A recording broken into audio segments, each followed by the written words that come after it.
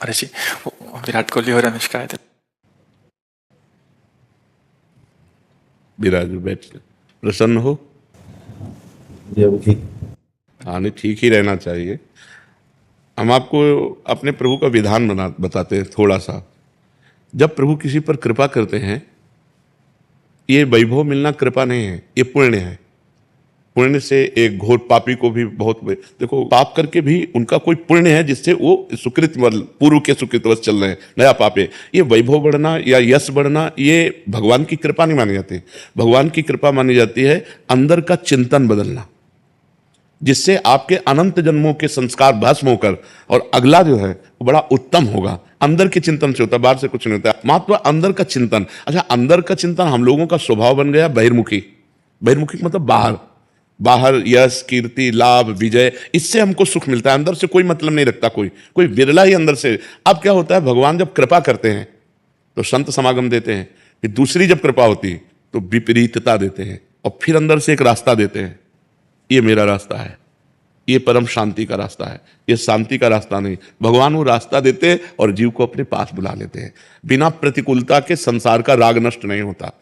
किसी को भी वैराग्य होता है तो संसार की प्रतिकूलता देखकर वैराग्य होता है। सब कुछ हमारे अनुकूल है तो हम आनंदित होकर उसका भोग करते हैं। जब हमारे ऊपर प्रतिकूलता आती है तब ठेस पहुंचती है कि इतना झूठा संसार, तो अंदर से भगवान रास्ता देते हैं, ये सही है।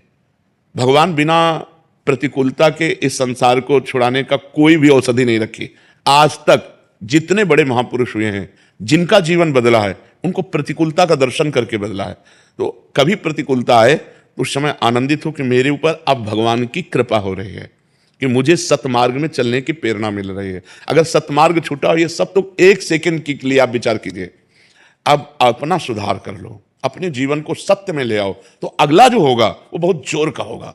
चाहे जन्म हो तो श्रीवान कुलवान धनवान वैभव संपन्न ऐसे, और भक्ति की अनुकूलता, भक्ति की अनुकूलता। खास बात श्रीवान धनवान कुलवान नहीं, खास बात भक्ति की अनुकूलता। अगर इस जन्म में भगवत प्राप्ति नहीं हुई तो भगवान श्री कृष्ण ने गीता में कहा है कि मेरे भक्त का नाश नहीं होता, मैं कुलवान धनवान श्रीवानों के कुल में जन्म देता हूं और फिर पुनः भक्ति का माहौल देता हूं, और पूर्व का जो भजन छूटा हुआ हो वहीं से उसको। अब बिल्कुल ऐसे ही रहो जैसे रह रहे हो, बिल्कुल संसारिक बन करके रहो, लेकिन अंदर का चिंतन आपका बदल जाए। अंदर के चिंतन में आपकी यश की भावना न रह जाए, अंदर के चिंतन में आपको धन बढ़ाने की भावना न रह जाए। अंदर का चिंतन हो जाए, प्रभु बहुत जन्म व्यतीत हो गए, अब एक बार आपसे मिलना चाहती हूँ, एक बार आपसे मिलना चाहते हैं प्रभु, मुझे आप चाहिए, अब संसार नहीं। तो बात बन जाएगी, तो बात बन जाएगी। तो इसलिए आनंद पूर्वक भगवान का नाम जप करो, बिल्कुल चिंता मत करो। बाबा, क्या नाम जप से हो जाएगा? पूरा।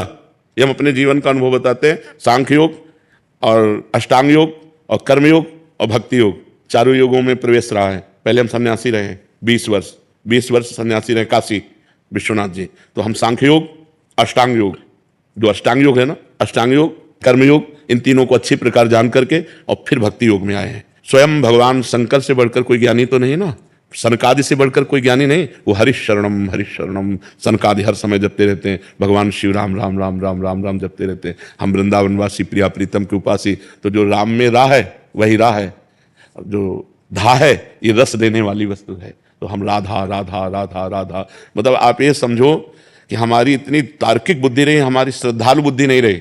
सन्यासी की जो बुद्धि होती है वो तर्क प्रधान होती है, कसौटी पर कसने पर। तो हम केवल भावुकता में राधा राधा का प्रचार नहीं कह रहे कि हमने सुना और ऐसे ग्रंथों में पढ़ा, ऐसे कह रहे हैं। स्वयं स्वाद लेके कह रहे और विश्वास के साथ कह रहे हैं कि यदि आप राधा राधा जपते हो तो इसी जन्म में भगवत प्राप्ति हो जाएगी, इसी जन्म में। जैसे किसी से कहा जाए कि तुम सत्य बोलो, मंदिर में चढ़ के बोलो, तो हम मंदिर में नहीं, हम वृंदावन में बैठे हैं। करोड़ों मंदिर इसकी समानता नहीं कर सकते, भगवान का परम धाम है। अगर राधा राधा नाम चल रहा है तो इसी जन्म में भगवत प्राप्ति हो जाएगी। हमारी आखिरी श्वास यदि राधा, तो मुझे श्री जी की प्राप्ति, भगवान की प्राप्ति हो जाएगी। इसमें कोई संशय नहीं, और किसी साधनों की कोई आवश्यकता नहीं। आप केवल अंदर ही अंदर चलाइए और लिखिए। देखो, हम जो कह रहे हैं उसको समझो।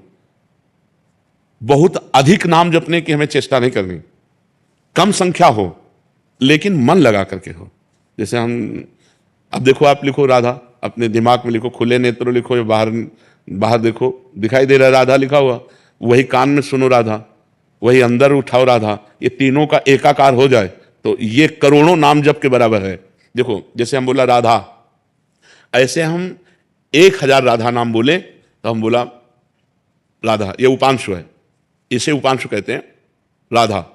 राधा राधा राधा 1000 बार, ये उपांश हुआ। अब ये ऐसे उपांश हम 10,000 बार जप करें, अंदर देखते हुए बोले राधा, उपांश 10,000 बार नाम जप करने का फल एक बार मानसिक में है। इतना बड़ा फल है ये। ऐसे राधा राधा राधा चल रहा है, नेत्रों से हम उसे देख रहे हैं, कानों से उसे सुन रहे हैं। आप देखना कि अगर मन भगेगा तो आप लिख नहीं पाओगे राधा नाम, और अगर लिख रहे हो तो मन भगेगा नहीं। तो चाहे 10 बार लिखो, 100 बार लिखो, लेकिन एक अभ्यास बनाओ ऐसा कि कुछ समय शांति से स्नान आदि करके बैठ गए और राधा राधा लिख रहे हैं, उसी का चिंतन कर रहे हैं। इसे अपना जीवन बना लो, फिर आप परिणाम में खुद देख लेना। कोई घाटे का सौदा तो है नहीं, ठीक है।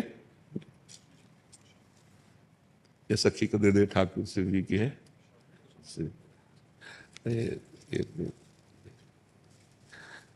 खूब आनंदित रहो, नाम जप करते रहो, प्रसन्न।